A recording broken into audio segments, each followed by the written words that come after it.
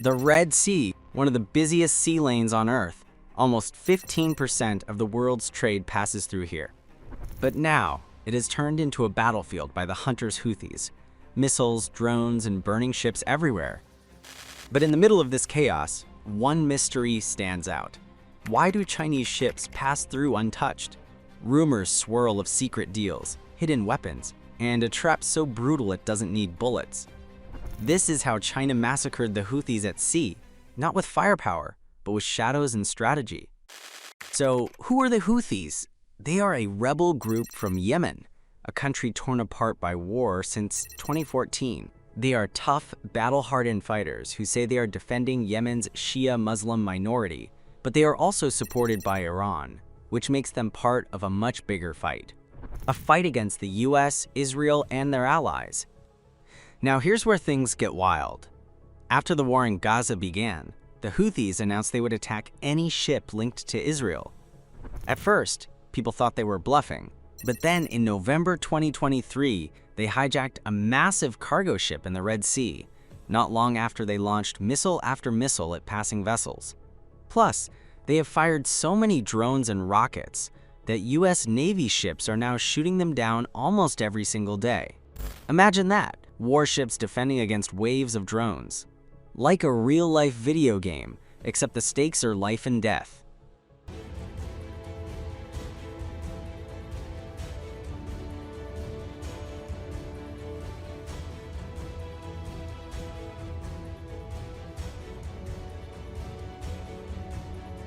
Over 70 vessels since November 2023. It started in solidarity with Gaza, and the attacks became more and more frequent in 2024. They briefly stalled aid for a month or two after a deal with US, but now they have started again. The attacks are a part of a broader campaign by Iran-backed Houthi rebels who say they are targeting ships affiliated with Israel in protest against its war in Gaza.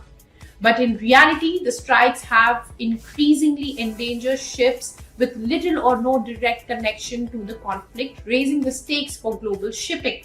But wait, there's a darker twist. The Houthis say they only target ships tied to Israel, yet many of the ships hit have nothing to do with Israel at all. Oil tankers, cargo carriers, even ships from neutral countries, all have been struck. In one case, a vessel was sunk, killing crew members. This is no longer just about Israel. This is about chaos on one of the world's most important trade routes.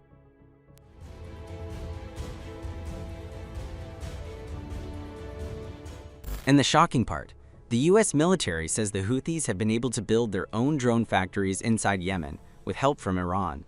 That means they don't just get weapons smuggled in, they're making them right on the battlefield.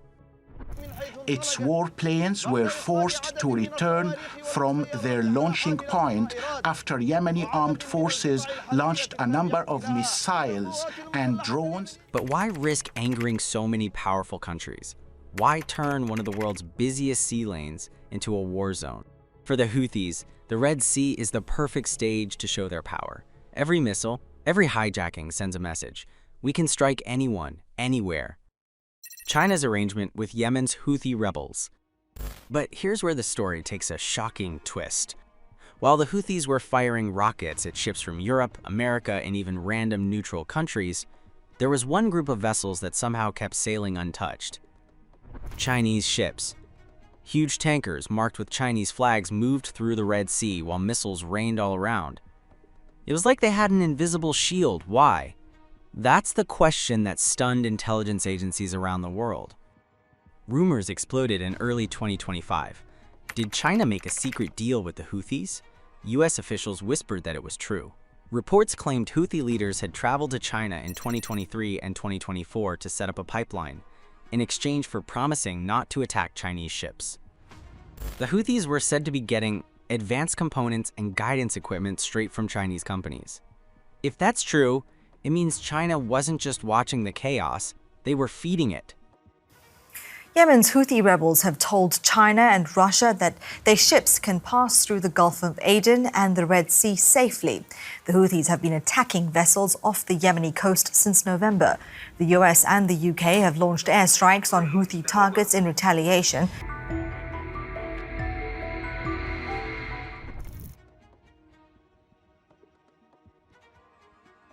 But that's not all. Even US intelligence claimed that the Houthis were now able to make hundreds of cruise missiles with Chinese parts. Cruise missiles, not just little drones, weapons powerful enough to hit Persian Gulf oil states and throw the whole world economy into panic. Imagine rebels in a war-torn country suddenly holding weapons that could change the balance of power across the Middle East. That's not just scary, that's insane.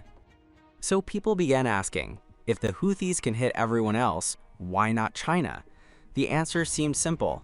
China buys almost 90% of Iran's oil exports. Without China, Iran's economy would collapse under sanctions. That gave Beijing leverage. If Iran wanted to keep selling oil, its allies, including the Houthis, had to play nice with Chinese ships. And the proof? Maritime data showed that while global shipping through the Red Sea had dropped by almost 70%, Chinese-linked ships were still moving, untouched, like kings of the sea.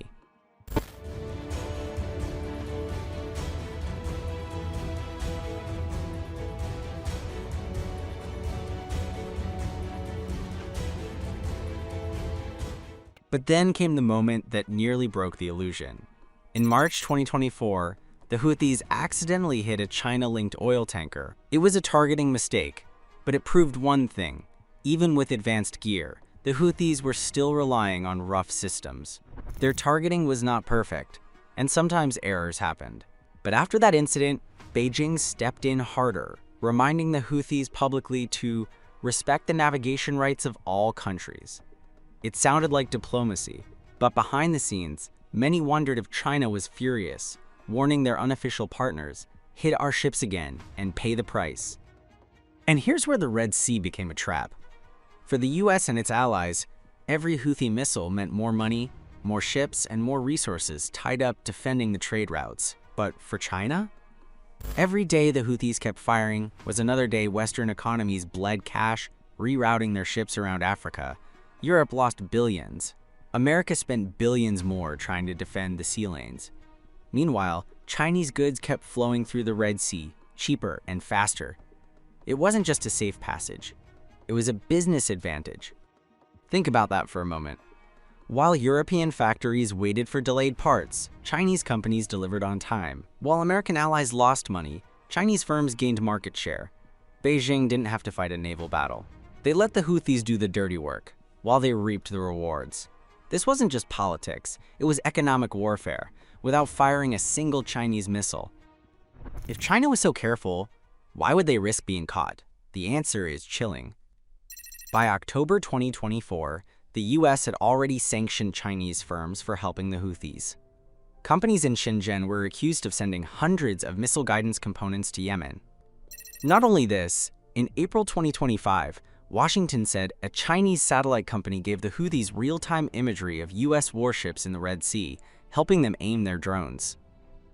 Imagine rebels in Yemen using Chinese satellites to stalk American destroyers. That's not rumor, that's nightmare fuel. Did China really massacre the Houthis?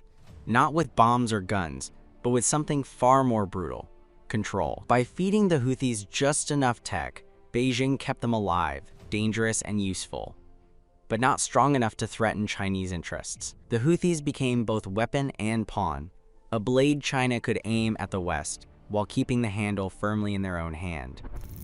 And yet, even pawns can go rogue. On July 6, 2025, the Houthis shocked the world by attacking again after months of quiet. They struck the Liberian-registered cargo ship Magic Seas. Drone boats slammed into the hull. RPG fire cracked through the air. Small arms roared as crew members scrambled for safety. Smoke and fire lit the night sky. It was their first big Red Sea attack since December, and it reminded everyone that the Houthis were far from finished.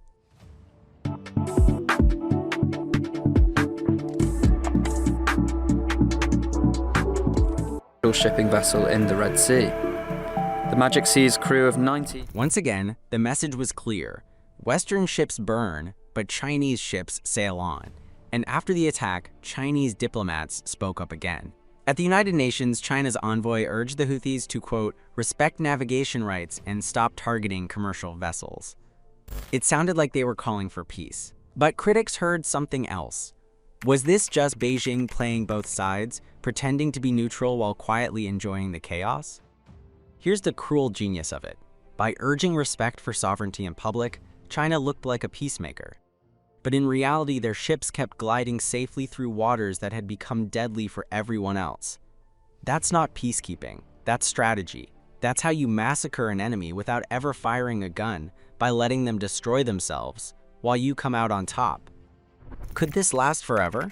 The Houthis are learning, adapting, and building more weapons. China is gaining safe passage and market power.